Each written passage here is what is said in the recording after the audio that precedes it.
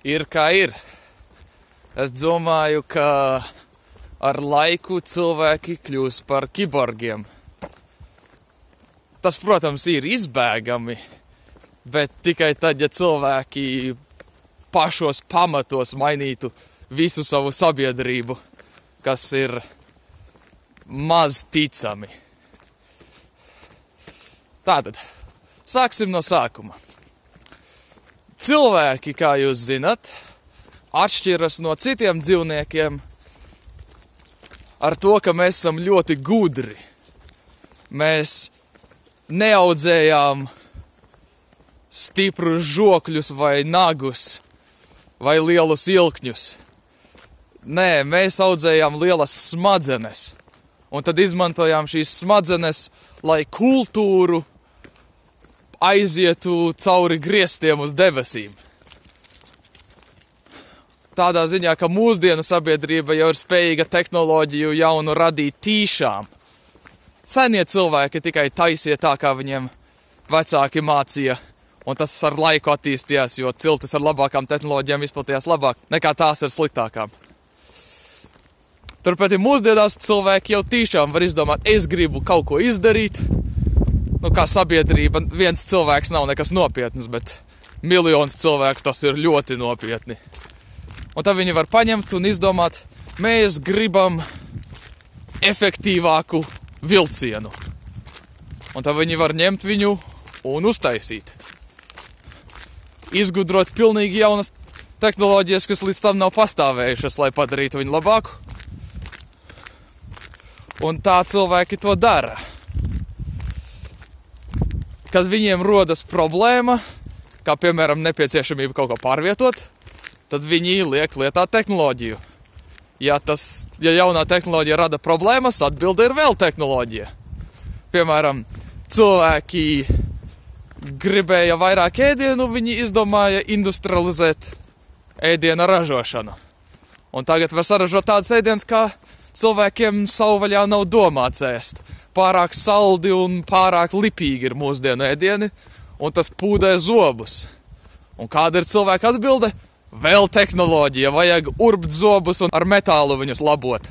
Ja ir problēmas ar redzi, jo pārāk daudz lasa, lai izglītotos un spējīgs būtu strādāt mūsdienu sabiedrībā, atbilde ir vēl tehnoloģija. Ņem brilles, vai kontaktlēcas, vai acu operācijas.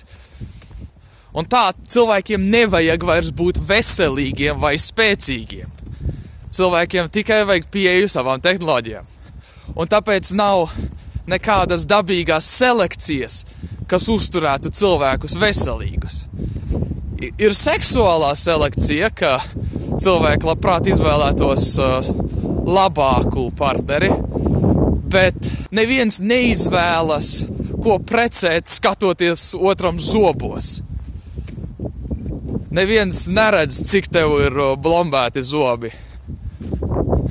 Un pat ja skatītos zobos, var lietot taču baltās blombes, kuras nevar redzēt bez rentgena. Un tāpēc, nav nekāda selekcijas spēka, kas panāktu, ka cilvēkiem ir labi zobi.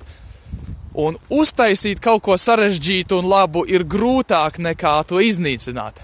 Tāpēc random mutācijas vienkārši padarīs zobus sliktākus un sliktākus, un cilvēki ņems ar tehnoloģijām viņus labot. Tāpat ar brillēm. Cilvēkiem sliktāka redze, nekas. Lietosim brilles. Un, es domāju, ka cilvēki bez brillēm ir pievilcīgāki un var vieglāk atrast pārdieku.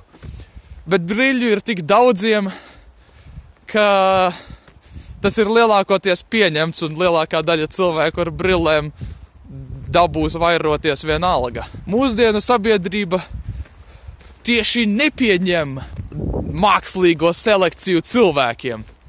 Mākslīgā selekcija augiem un dzīvniekiem, ko mēs lietojam, lai ražotu savu ēdienu, un citas lietas ir pilnīgi pieņemta. Mēs to uzskatām vienkārši kā tehnoloģiju. Bet mākslīgo selekciju cilvēkiem Dievs pasargt tā nevar. Un tādēļ cilvēku bioloģija tikai paliks sliktāka, un cilvēki arvien vairāk viņu labos ar arvien labākām tehnoloģijām. Un cilvēki par to pat nedomā, ka tādas lietas kā blombes un brilles vai aculēcas ir pirmais solis uz kiborgismu.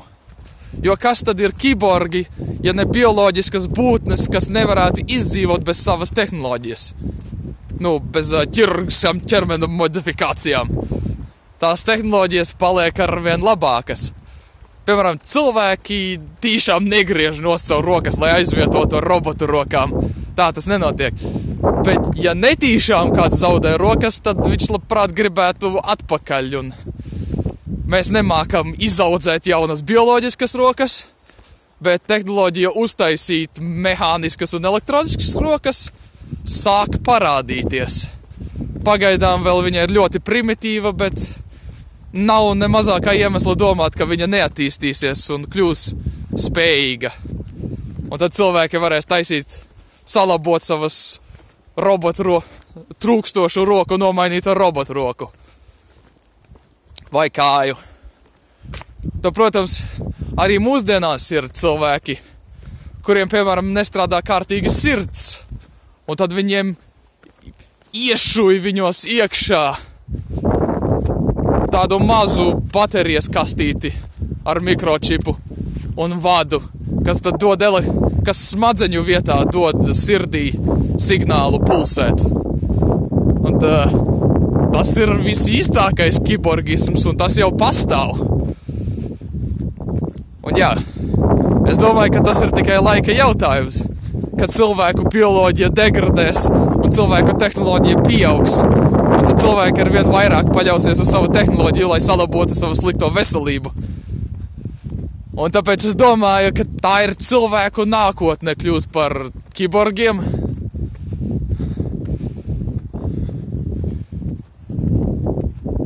Jā, lieta par ko padomāt.